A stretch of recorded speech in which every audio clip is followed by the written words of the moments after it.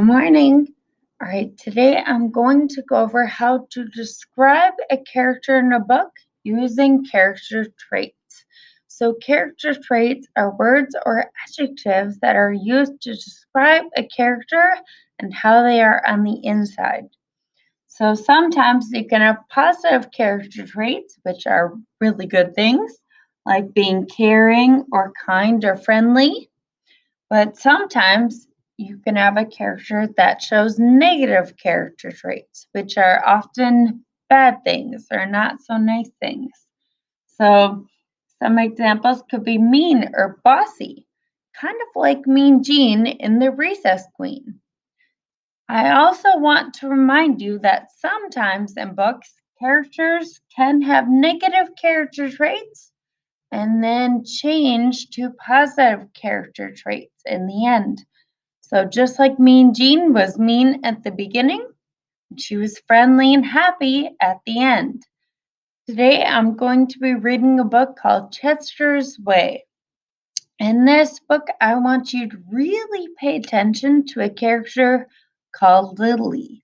Now, Lily has really interesting character traits, and at the end, you're going to be thinking about the character traits that Lily has, whether they are positive or negative, and you're going to be using them to write them down on Seesaw. All right, I'm going to be reading the book very soon to you. Bye. Hi, friends. Today I'm going to be reading you a really good book called Chester's Way. Now, this book is by an author named Kevin Henkes. Does anyone else know what other books Kevin Henkes has written? If you guess Lily's Purple Plastic Purse or Chrysanthemum, you are correct. All right, today I'm going to be reading this book about a boy named Chester and his best friend. And something happens in the book where a girl named Lily moves in by Chester, and I want you to pay close attention to how Lily acts and what she does, because those things will help us with our character traits at the end.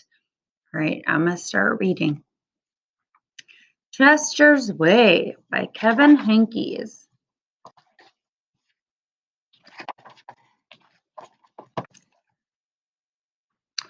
Chester had his own way of doing things. Says, "Hello, my name is Chester. I like croquet and peanut butter and making my own bed." He always cuts his sandwiches diagonally. He always got out of bed on the same side. And he never left the house without double knotting his shoes. Chester always had the same thing for breakfast, toast with jam and peanut butter. And he always carried a miniature first aid kit in his back pocket just in case. Do you guys know what a first aid kit is? It's something to help you if you get hurt. So usually we have things like Band-Aids in them. "You definitely have a mind of your own," said Chester's mother. "That's one way to put it," said Chester's father. Chester's best friend Wilson was exactly the same way. That's why they were best friends.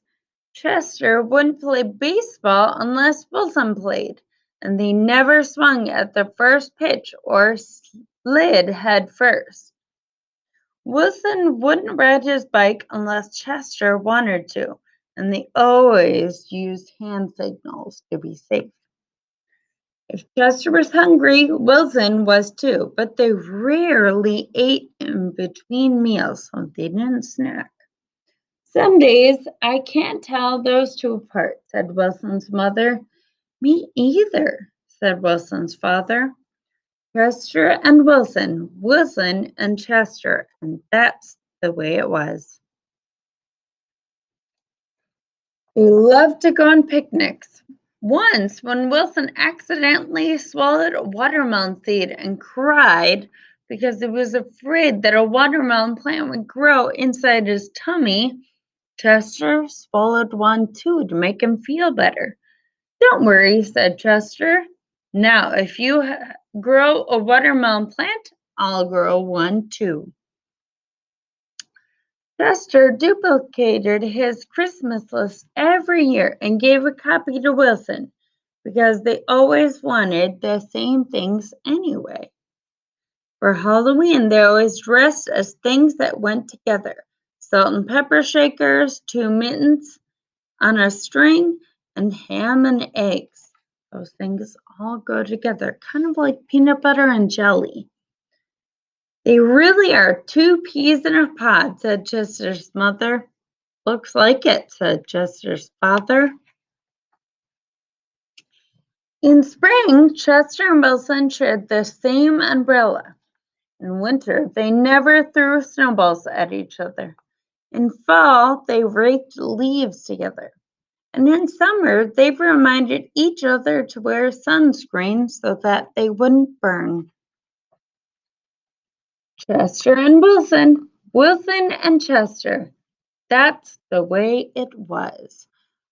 And here we're going to be introduced to Lily. And then Lily moved into the neighborhood. Lily had her own way of doing things. I'm Lily. I'm the queen. I like everything.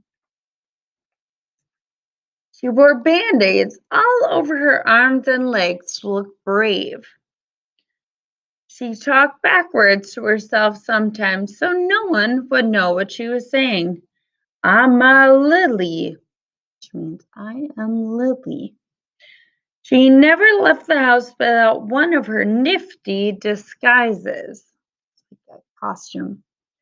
Lily waved at all the cars that passed by, even if she didn't know who was in them.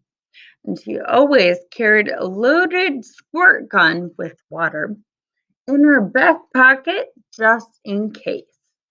She definitely had a mind of her own, said Chester. That's one way to put it, said Wilson. When Lily asked Chester and Wilson to play, they said they were busy. When she called them up on the phone, they disguised their voices and said they weren't home. If Lily was walking on one side of the street, Chester and Wilson crossed to the other side and hid behind a tree. She's something else, said Chester. Looks like it, said Wilson.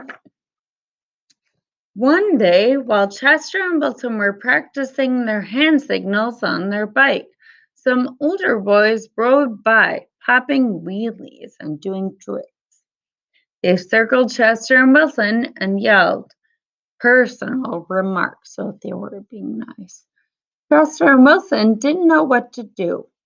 Just when they were about to give up hope, a fierce-looking cat with horrible fangs jumped out of the bushes and scared the older boys away.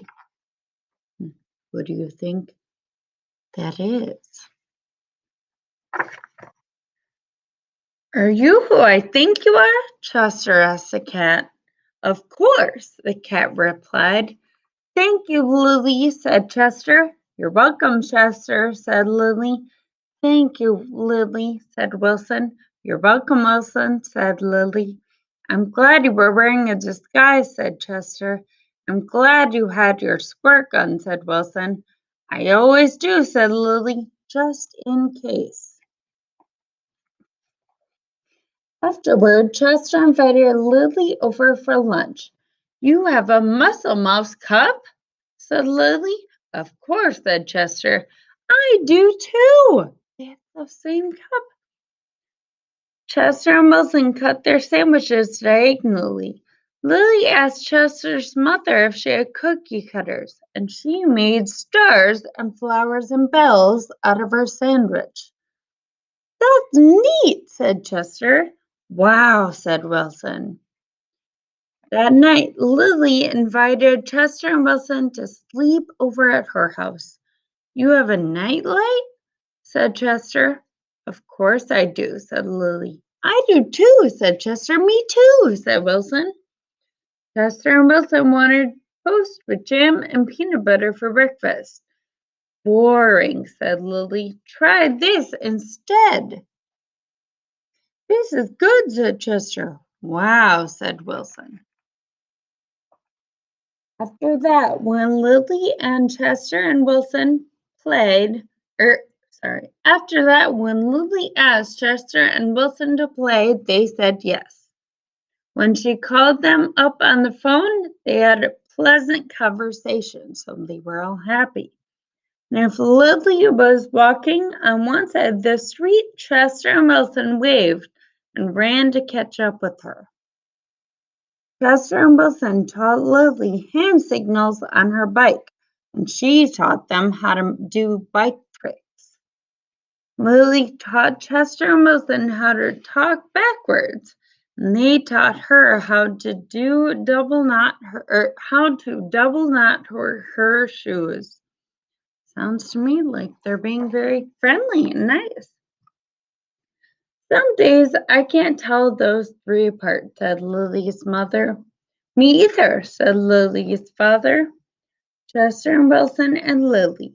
Lily and Wilson and Chester, and that was the way it was. For Halloween, they dressed up as three blind mice. For Christmas, Lily gave Chester and Wilson nifty costumes, and they gave her a box of multicolored shoelaces that were extra long for double knotting. They loved to go on picnics. When Chester and Wilson told Lily about how they had each swallowed a watermelon seed, Lily swallowed 3 of them. I'll grow a watermelon plant for each of us, she said. In the spring, Chester and Wilson and Lily shared the same umbrella. In winter, they never threw snowballs at each other.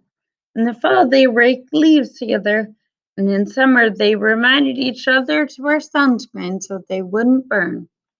Chester, Wilson, and Lily. Lily, Wilson, and Chester. And that was the way it was. All right, today for your activity, I would like you to show me some character traits of Lily from this book. Here I have some positive and some negative character traits to help you with your words to help describe Lily.